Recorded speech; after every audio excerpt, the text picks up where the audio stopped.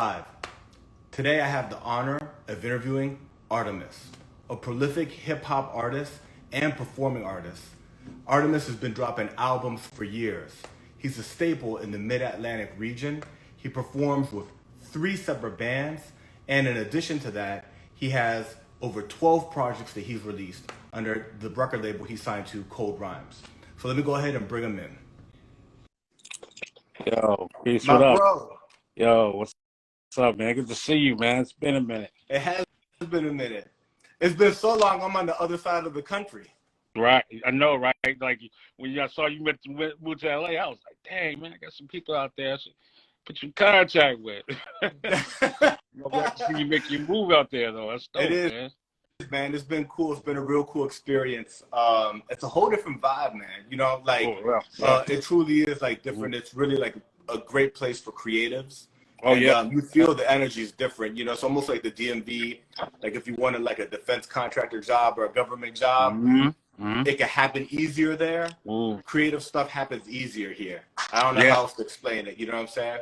But yeah, now you got another homie out here.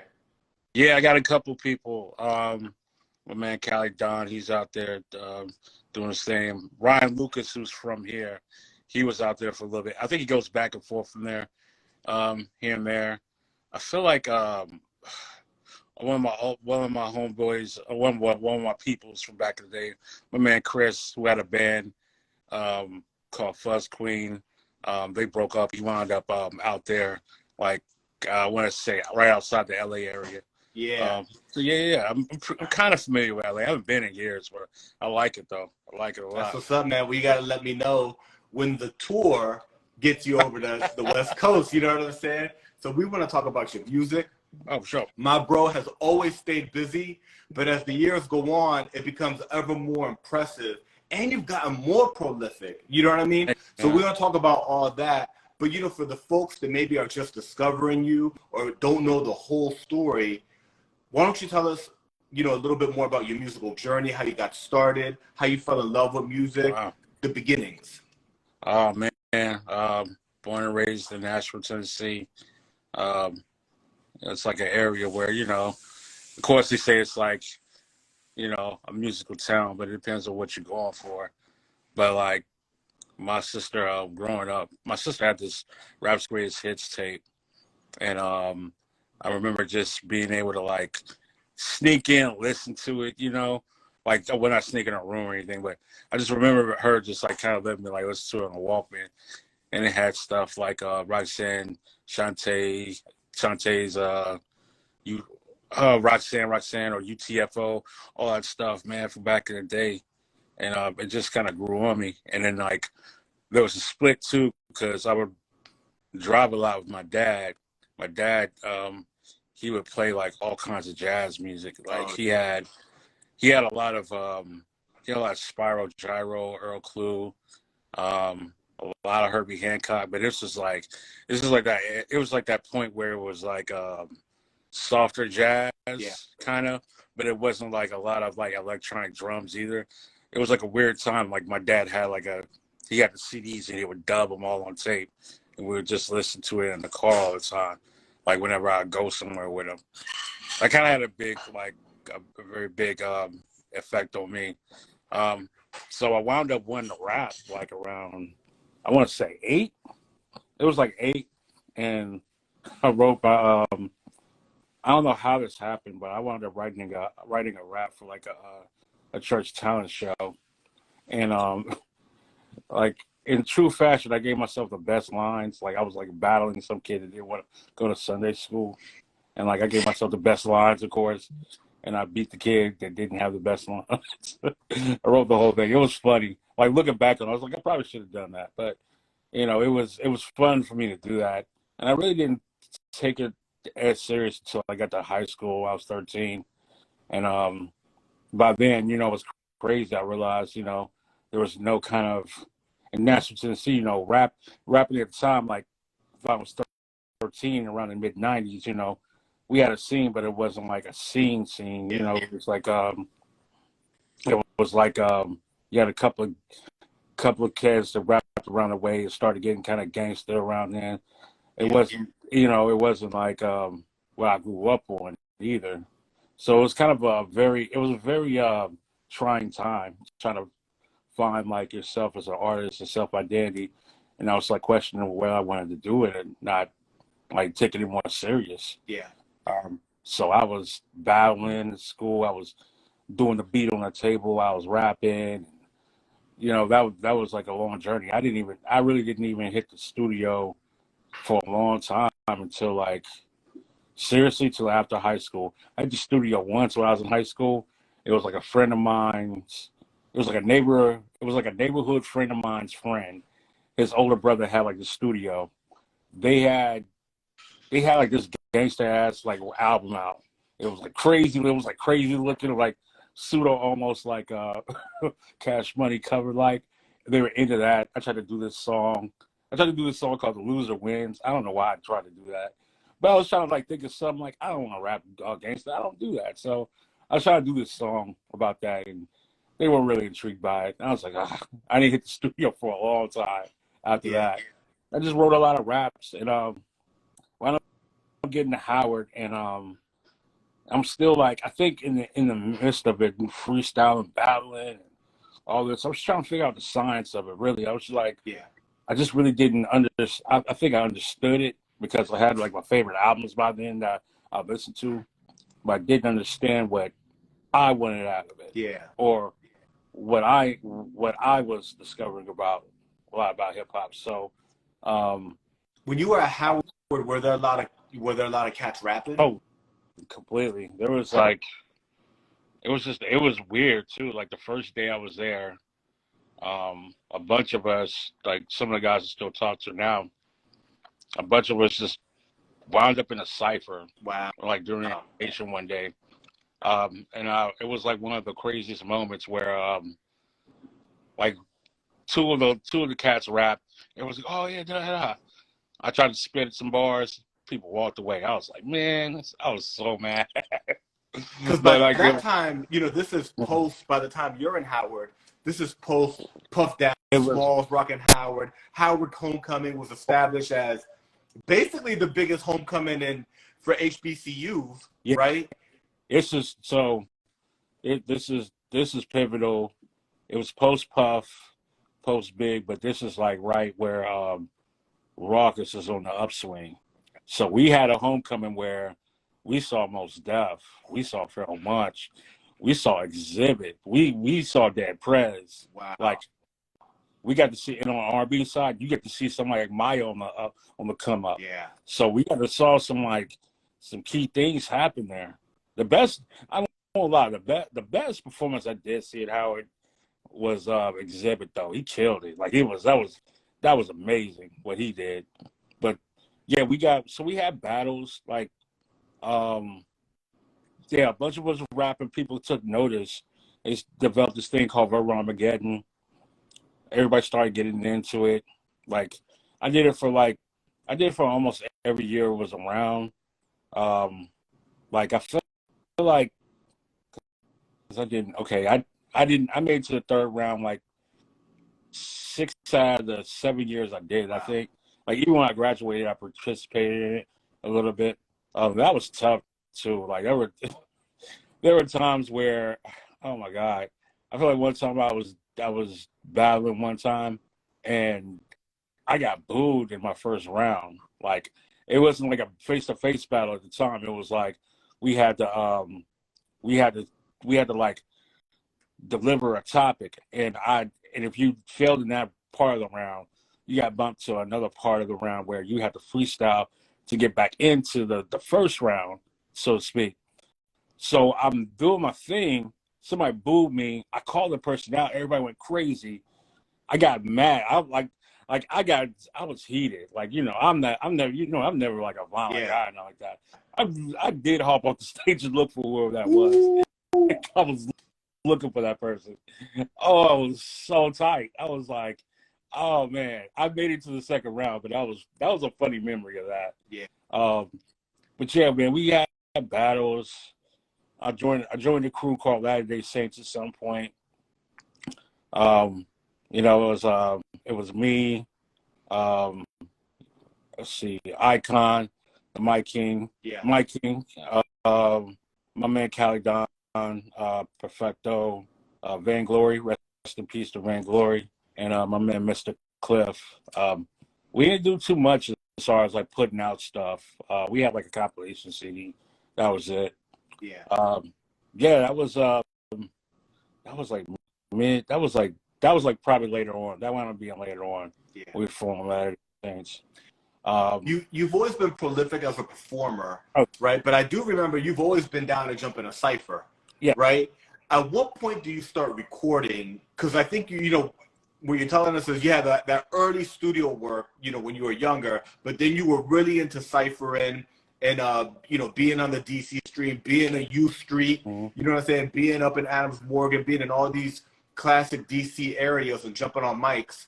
At what point do you say, you know, I'm going to go into the recording studio? Man, so it took me a little bit. Like there was weird like instances where I started kind of recording that I wouldn't be able to. Like I feel good. This is I swear this happened, and people and like sometimes I don't even believe it happened.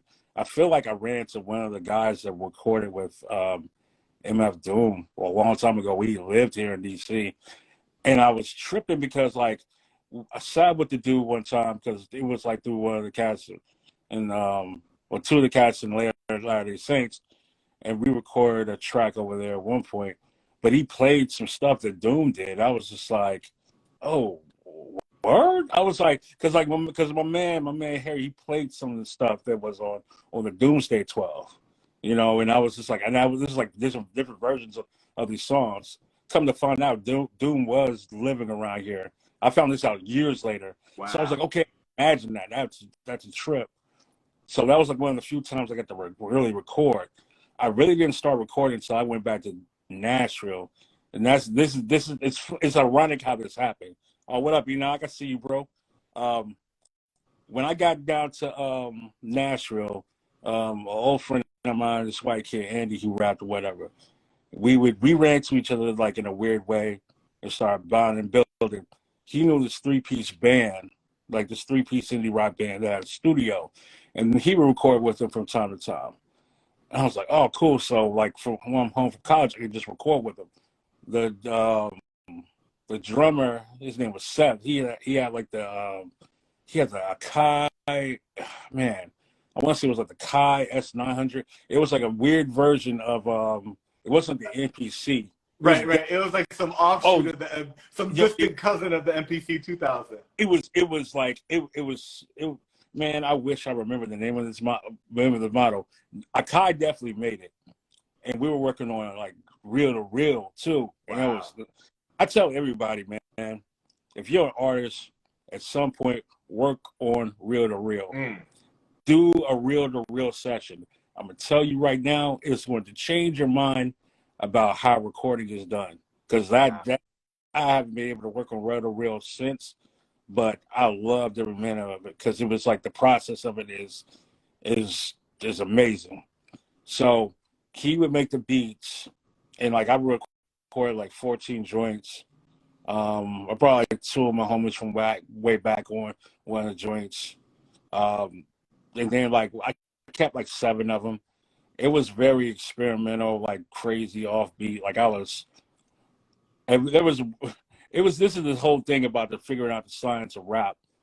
I Yeah. felt like I was fighting the beat way too much at a certain point, you know.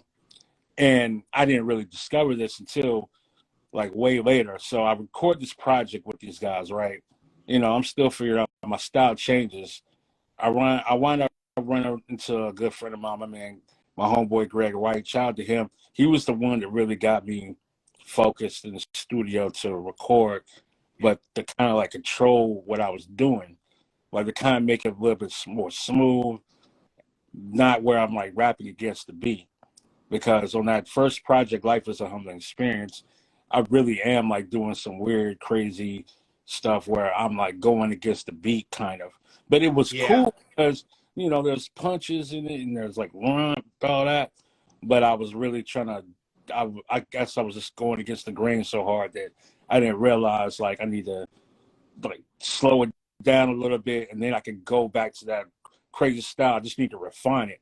Well, I listened to it today. You know what I'm saying? Like I listened to your whole discography, and you know, that's a different sound in Artemis. Yes. Like vocally and the way you ride the beat. Yeah.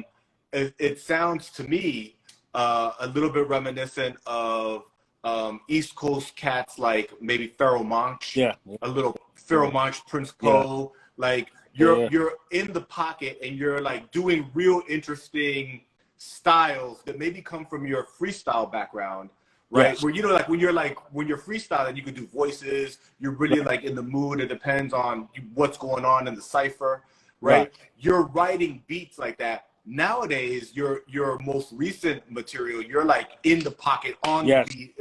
It's completely like an Artemis style. Yeah. Whereas the early Artemis recordings sound different. They both sound dope, but they are different. Yeah. So and you know, that's shouts to Greg, man, because you know at this time I was like that band disbanded and like all of them moved to different parts of the world or whatever. So they were no longer in Nashville. I went back. So when I came back, I was like, dang, I need to find a studio out here in DC. Yeah. I could get back in Nashville. I just didn't feel like it because that would have taken too much time when I'm back there. So once I ran to Greg, he had his own spot. We talked it out that I had like a bootleg of like FL Studio. I was trying to make some cheap beats on or whatever. And at one point, I made a beat I really liked. I tried to rap over it one time.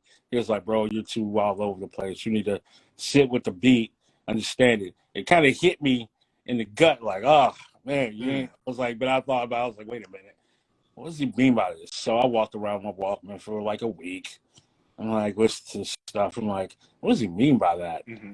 And I listened to the drums of it. And I was like, wait a minute. I was like, oh, I get it now. I was like I always rap, like I always knew to rap over the drums, but I'm not rapping to the drum or catching the snare or catching the kick, like the pocket of it necessarily. So yeah, I really, so once I developed that a little bit more, I started doing a lot more conventional stuff. You know, the project that kind of blends together is the Ardamus project. You know, when I did that with Plus, I was like, this is like the hybrid of everything that I've learned about rapping crazy, then rapping more refined, and you put it together, it could sound like this. Because I started really slowing it down more. Like, okay, that's how I need to really make sure I sound, you know, on a track. And it's just it was good to like gain that kind of knowledge, you know, have somebody just like sit with you, not like, you know, you're in a studio session, you with a bunch of people that don't even know you. Or they're like hovering over you while you work. I've never liked that. Like, I like having those like really private like studio sessions with like a few people and just keep it at that. You know, and working with Greg was a good deal. You know, he wound up recording this project with me and my homegirl Cherie Latson. We had Sitcom at the time. Yeah, and remember Sitcom? Yeah, that was me trying my hand at production. I was really into groove theory and all that at the time. So I just wanted to kind of dabble my hand in it. If I could do it all over again, I would have made those beats 10 million times better. But I couldn't afford the MPC 2000, so I stuck with my bootleg FL Studio and just you're making it work. You know what's so interesting is you've always been on the performing scene, out there getting on the mic when there was a cipher, when there was a performance. You're always on the scene. Mm-hmm. But when you look at your discography, you've been busy throughout. Yeah. But you've got like a 2000 album, and then there's like a couple of years, and then there's another album, and then there's like 2014. But something happens around 2015 when you're dropping an album, sometimes two albums per year. You know what I mean? That's real interesting. Can you talk to us about your creative process? It's almost like you fine-tuned it and you were ready to go. And you're releasing albums, which is really, really interesting, and almost like in pairs, right? Yeah. That's a real cool thing that you do, where you got like My Uninsured Ego, and then you got you have to help me out with the title. You're right. You got right, you know how you do them in pairs. You got them in pairs. I'm like, it's so cool how he does that. oh man. At some point I had to like think about a self-sufficient workflow and getting quality for my projects. Um, I feel like, okay, so, um, man, when everything goes wrong, well, no, when nothing goes right, Yeah. project that I did with Metaphysical, rest in peace. Rest in peace. Then, yeah, rest in peace to my brother. A Day in the Life, Modern Day Living, and when I did Ardamus, we recorded that was going on all at the same time because Metaphysical had a studio that was in it was in Arlington, like the Clarendon area. Okay. We was like we were like a block down from like where Galaxy Hut was, Got and it. Real easy to get to. really easy to get to. And what's crazy? I started going there more right around when Cap City was about to go away. So we was, because they would do the cipher things in the studio they had over there. It was like in this weird building, this 3-story building. Like the studio was up top, and there was like a movie studio thing, and then something else in this weird building that was right there. And I met Metaphysical through Double Plus, and we just kind of like started linking up and doing tracks that way. And that was really took a lot. But once like Metaphysical, we wound up moving. Like he moved like twice, so we recorded some of his in his family's house he was staying at. Then he moved out somewhere, and then he didn't rebuild the studio again. So it's back to square one again. Yeah. So now I'm like, okay, I need to like get my own stuff to record with. So amateurishly, you get your stuff. Yeah. The home studio. The home studio, like at first time, you know what you're really doing. You're just getting a bunch of stuff together and making sure you got it. So I had like Cubase for a while, and I did like I did the whole mixtape thing, where it's varying qualities of varying quantities of quality, I'll say. Yeah.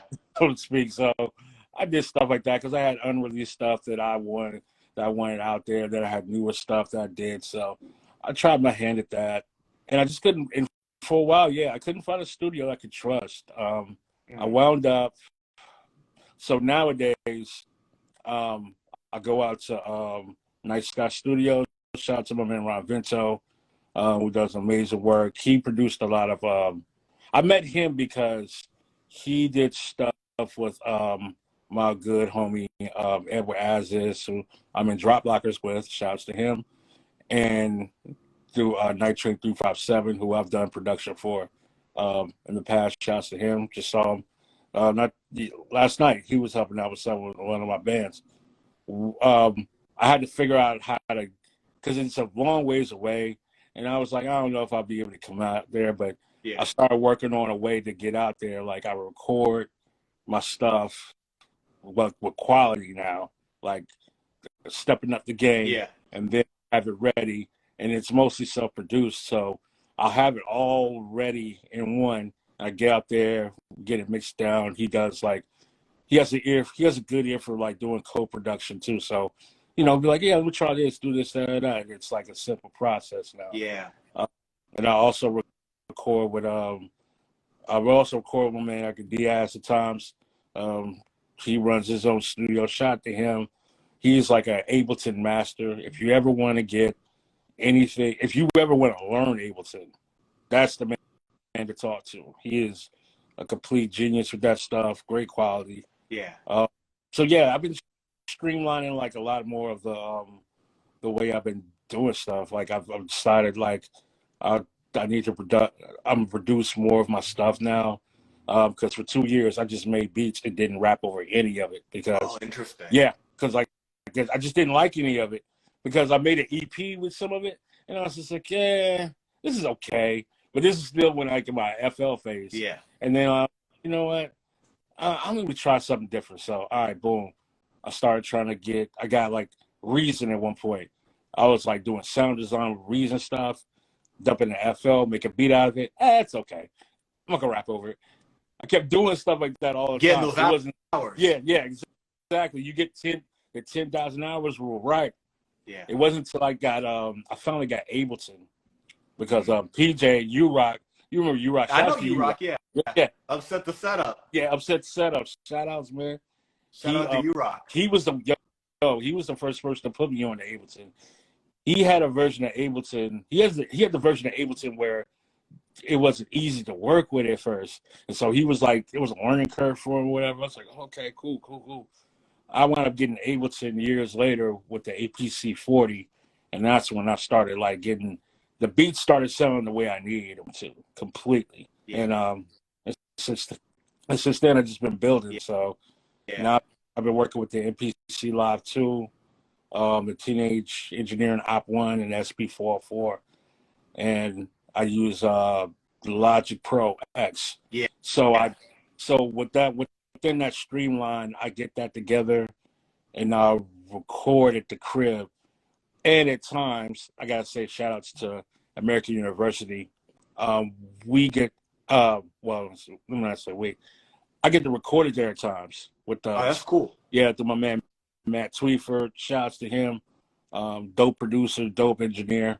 We used to work together at my job now, and he started teaching like as a and he just wanted me to come through and do some stuff. So every year he's, aside from like the pandemic stuff, he's hit me up to come through, and I just work with the students to record stuff. So right, because at this point you got 12 projects out. You're performing with all these bands. You're a known name in the Mid-Atlantic region and beyond. Opened up for like everybody. Come to the class, you know what I'm saying? And kids that are just starting out and trying to like learn how to produce and do things. It's beautiful. You've got those hours.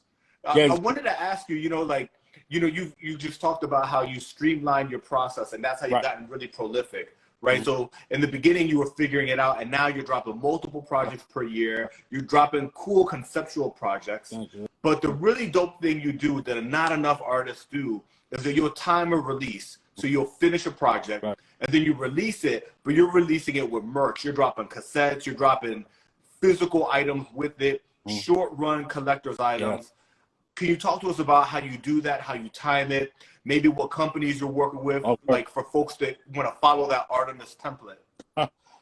I always go to do CDs because that was a struggle for years. Like I struggled even putting out the first EP on CD. Yeah. I go through Atomic Disc out. Yeah. Very, very good company. Highly recommend you go through them. And I'll go through the duplication.ca in Canada. I've used them for tapes mainly. Vinyl, I haven't found the place I'm solely go with for vinyl. I did go through Atomic Disc for vinyl for the Short Ego thing, but when I did lathe cut vinyl for the singles from the Enshrouded series, I went through what was his name? Funky Stein. It was like this very, very eclectic name. Yeah. And it's like he does lathe cut for like a good price. I'd say, with lathe cut, it depends on what you want to do, because lathe cut is like that's more so like you have it and you frame it kind of thing, or you play it here and there. It's not made for like DJs, you know. But I like pressing that. I like pressing it up. I guess for me too, I just think I still believe in physical media, I think having physical media is a good thing to have, and it's no telling what could happen with these streaming services, man. That's right. You could lose some what you created, and you never know what you could go to like listen to it on, or even just like have that tangible proof of what you created, you know. So and it winds up being like a collector's item, you know what I mean? Like, because most artists for cassettes, for vinyl, for sure, even for CDs, but definitely for tapes and vinyl, you're doing short run. You're doing 100, 150, maybe 300, right? And that's it. They're gone forever. That was the first printing of that, of that content. Yeah, exactly. And more people should consider that model. I mean, there are just too many people like, oh, I'm put out these digital singles.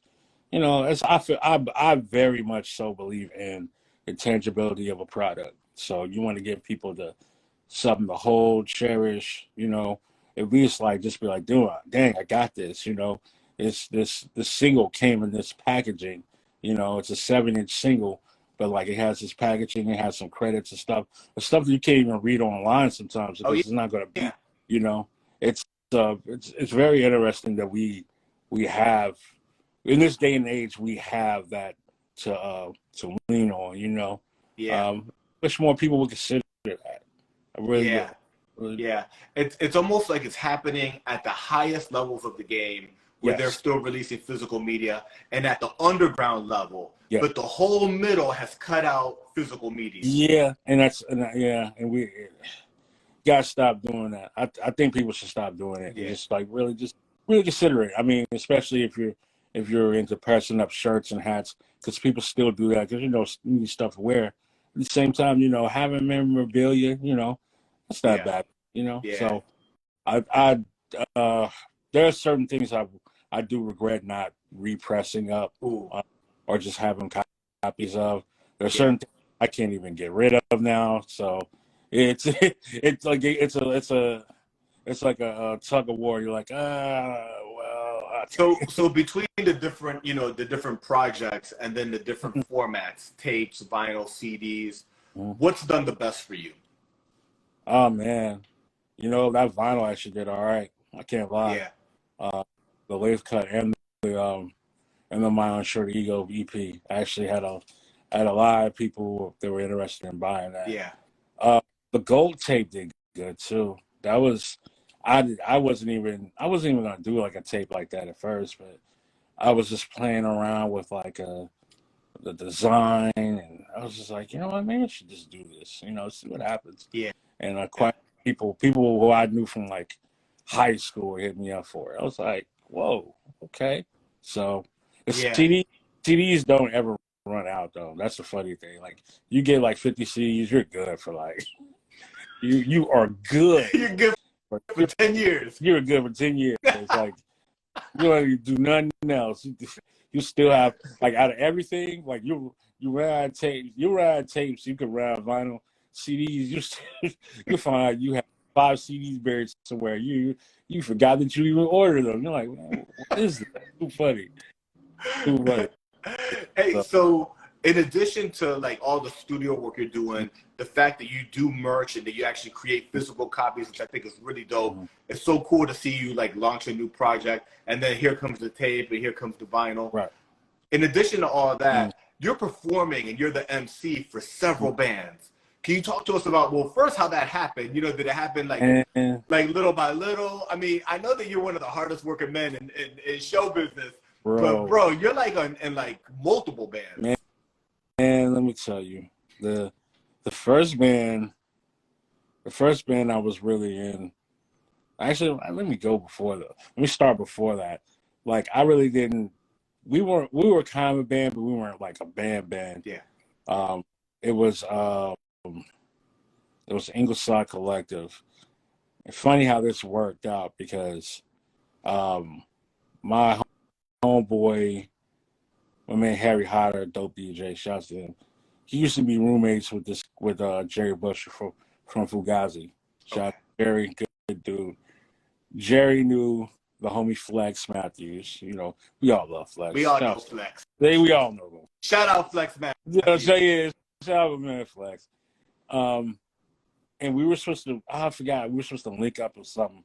I brought my man Renell. I don't know if you remember Yeah, I Arnell. know Bernal. Yeah, Arnell. That's my brother. So Mm-hmm. we wound up linking up with Jerry on some stuff.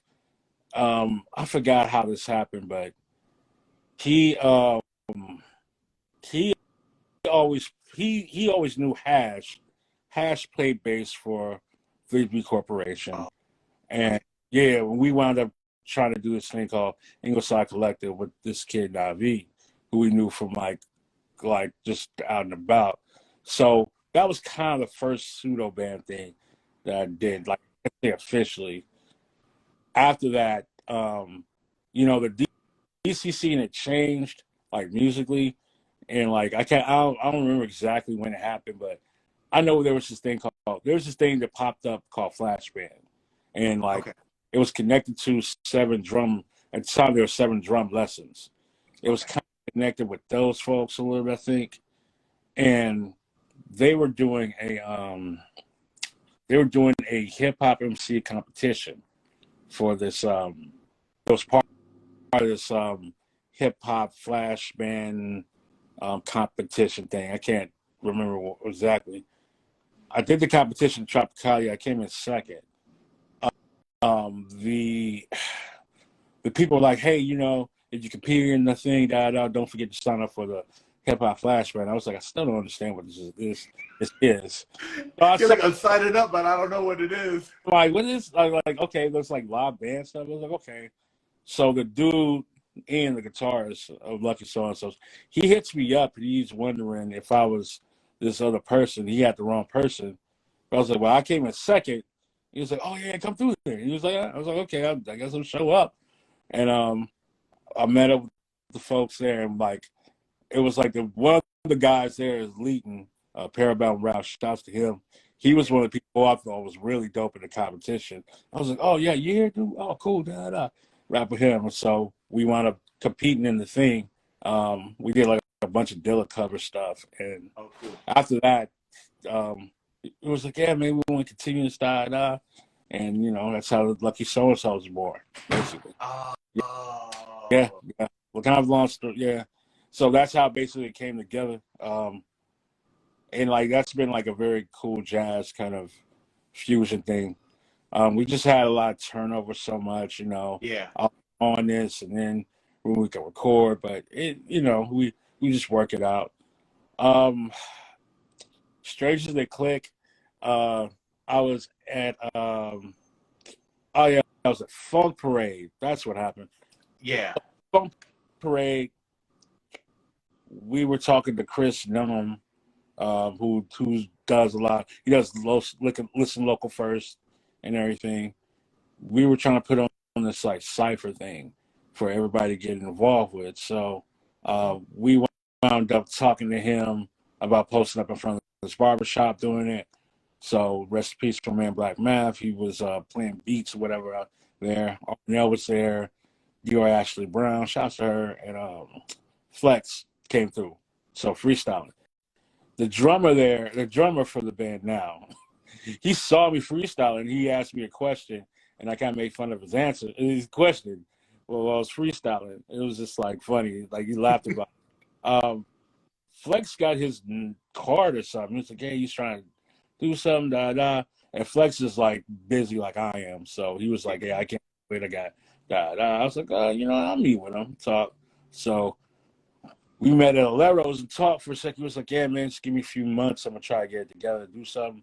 I was like, all right, cool. At the time, Lucky wasn't doing as much. I feel like, oh, yeah, it was after we did the Forest P album, which is a banger. I hope y'all hear that. I haven't talked Yeah. about that. I love that album. Past that, and we wound up linking up together after a while, and got the right combination of people. And we wound up doing a demo in one day. Oh, cool. After, like playing with each other. We actually, oh my god, we did a demo and shot a video in one day. Wow. That was crazy. That was like a 4-song demo, and then try to shoot a video. Oh, like I don't recommend that for nobody. Like especially when it's I don't recommend that for nobody. But we got it done. It was fun though. At the time, I was in an artist residency spot in Brentwood, Maryland. Yeah. So we out. Then we were able to get our EP done kind of in the same way, but Yeah. we had to do some additional recording.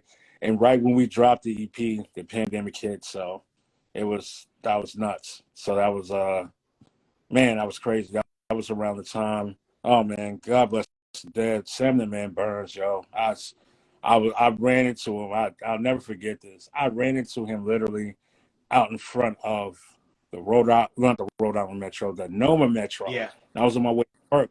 I saw him there. He was there early in the morning. I was like, yo, what's up? Let's talk that. And I forgot. I was like, damn, that's right. He does Sundays. over there. I was like, damn. I had the album release party at Yeah. the pot shop. I was like, I was like, all right. After the show or whatever, I'm gonna try to slide through and come check you, because like that's the OG, that's the triple OG. And I was like, man, Absolutely. oh man.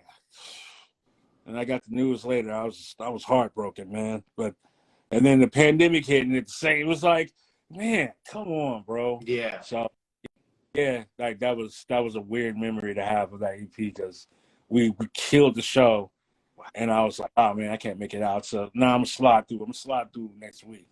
But yeah, man, we did those projects, and now we're releasing a 3-song project in June.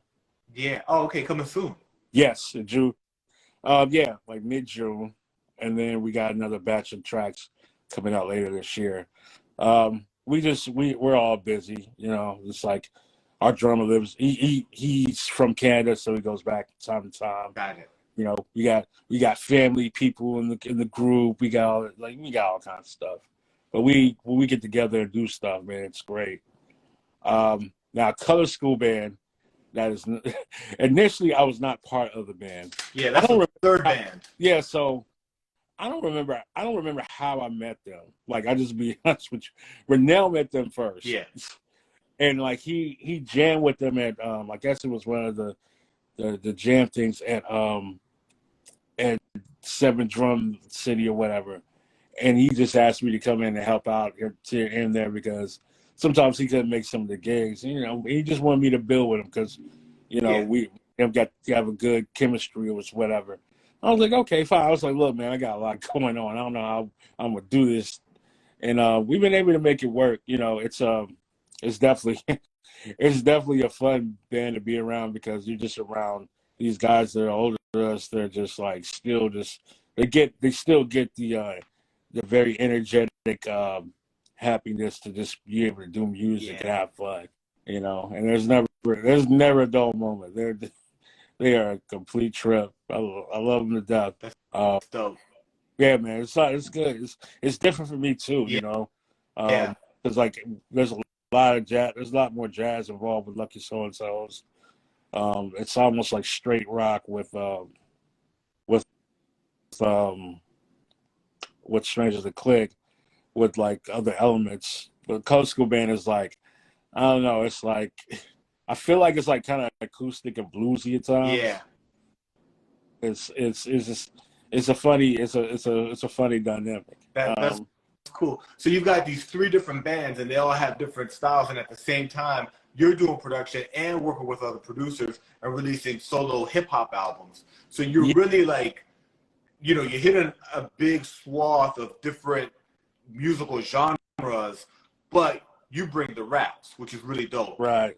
That and just, you know, and you learn a lot about songwriting too. You know, not about, you know, your bars or whatnot. You really learn the whole aspect of what it means to be a songwriter. Yeah. And be able to work with the musicians. Because of one thing I do, I just like to listen to the band sometimes. Be like, you're gonna rap right there? I'm like, I'm listening to the band, because you gotta. A lot of times, rappers, and this is the problem with this, man. We don't listen to the music enough. You know, we don't ingratiate ourselves into the rhythms and the melodies. Yeah. You know, and you got to do that in order to feel something, to write, to, you know, because you're sharing your voice, you're sharing your thoughts and opinions, but you're also like blending in with what's going on with the band, and you want to make sure you're doing that right. Yeah. And I had to learn after a while. It's like, yeah, that's what I like to do. Yeah. Like, even in a group, I like to be able to rap just enough so somebody else, if you step up, boom, you got your section right here. Yeah. You know, because it's all. Yeah. If you think about, like, you know, from when you're rapping in the dorms and freestyles at Howard, all the way through the early part of your career, you know, U Street and freestyling and all the great stuff that happened on U Street and all the talent that came out of there. So now that, you know, you've continued, you've got a large discography of solo work, and you're gracing the stages with multiple bands. You're an OG on the stage at this point. You know how to navigate a crowd. You know how to navigate a big crowd, a smaller crowd in a smaller venue, live musicians, with a DJ, with other MCs, solo, with a singer, and you're coming in on the bridge. I mean, you really have the experience now after all these years, and literally, not figuratively, literally hundreds and hundreds of shows over, you know, over a decade. You're well into, you know, probably your second decade as a performing artist. So salute to you. I got to give you your flowers. You know what I'm saying? And you've been relentless. What do you got coming out in 2023? 2023. Shout out to my man Height from Cold Rhymes Records, working on the new project, new album, Ambrosia. Just try to get it together. Trying to get that in, hopefully early fall. We're probably gonna do I'm gonna see if that's gonna happen, but I might do a follow up to that Christmas project. Well, not Christmas project, a holiday project. I don't like to say Christmas project. Yeah. But I know what you're talking about. What was it called? The gold brick. The Winter Gold Brick Olympian, yeah.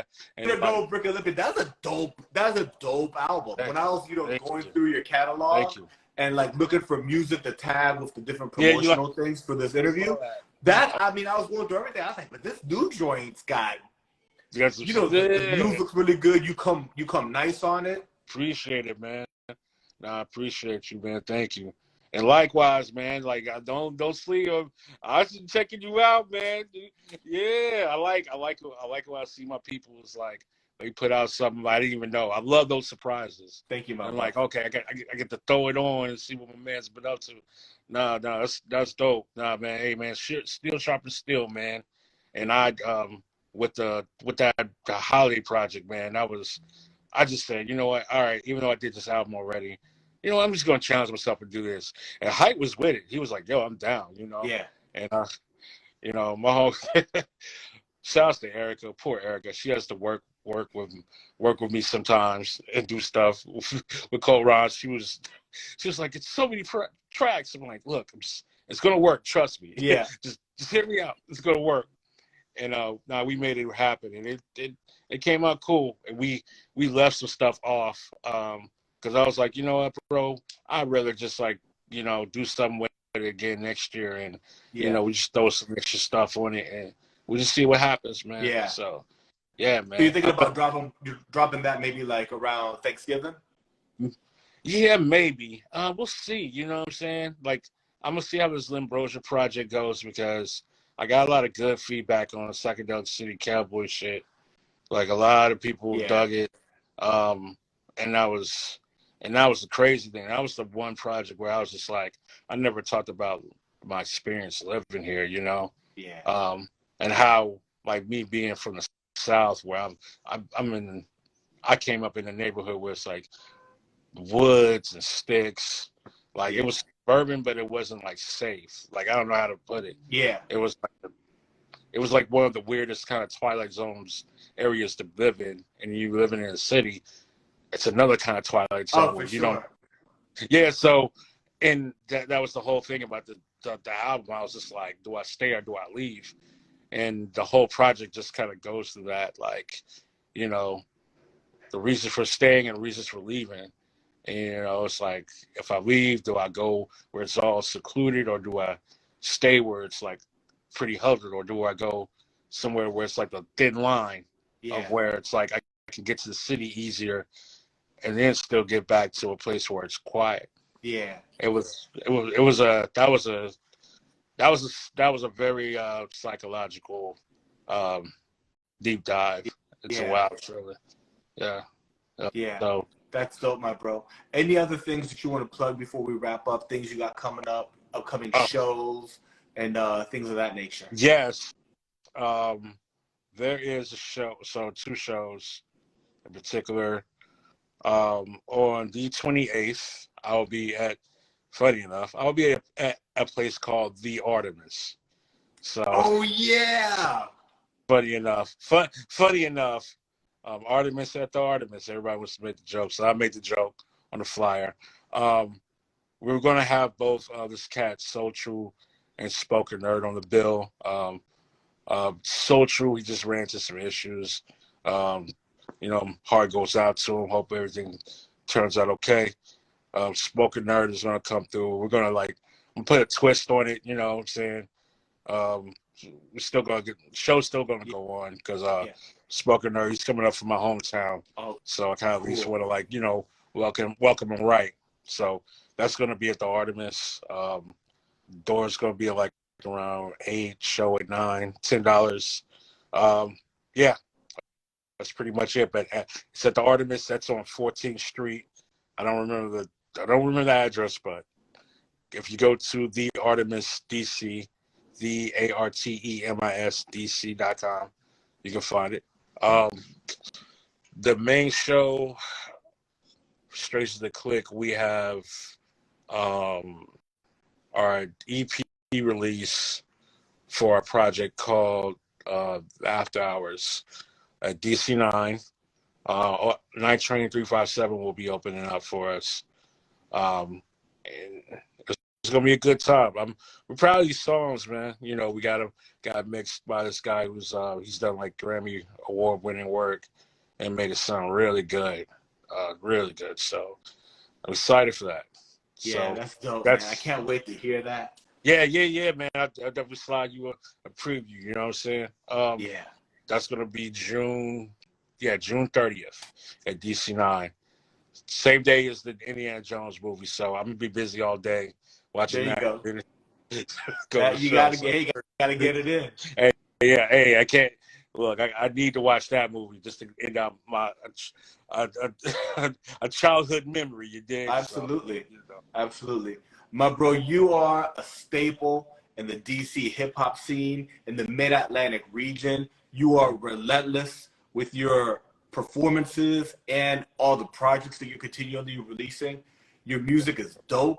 Your stage presence and delivery is amazing. You're one of the original freestyle kings from DC, and you're still out there jumping on stages, crushing it. And I salute you, my brother. Yo, likewise, man. Hey, game recognized game, man. Yeah. Look, you've always, one thing I always liked about you, man, you put me on game about how you just, with what you do with your raps and stuff, how you've been able to transcend that with your culture and your people and all that. And man, I've seen your numbers, man. You working. I like it. It impressed me because I didn't even know, because I forgot what was that we were doing. We were involved with something. And I guess how I met you, it was like a nonprofit thing. I can't remember what we were in the hip hop theater together. Yes, hip hop theater festival, and we did the Cool Disco Dan. Yes, the Cool Disco Dan hip hop play. Yes, before Hamilton. Yes, this is years before Hamilton. Shouts to that too, because I don't mention that enough. But the Hip Hop Theater Festival was actually good for me to do. Yeah, and I'm glad I got to connect with yourself and a couple other different artists. So yeah, man, that was a good memory. I always just try to remember, because I was like, it was something that was a nonprofit thing that we did. That was fire. And then I remember you put me on game about how you just make it move with your music. I was like, dang, this dude is doing it. I was like, I gotta figure out my thing. Well, you did. I did. You took it to a whole nother level. It was good for me though, man, to see that. So I just want to salute you on that. Yeah. Thank you so much, Ardamus. My bro, I appreciate you, and we'll build soon. No doubt, man. Let's talk later on, man. Good to see you, man. Keep do your thing. All right, man. Peace out. Peace.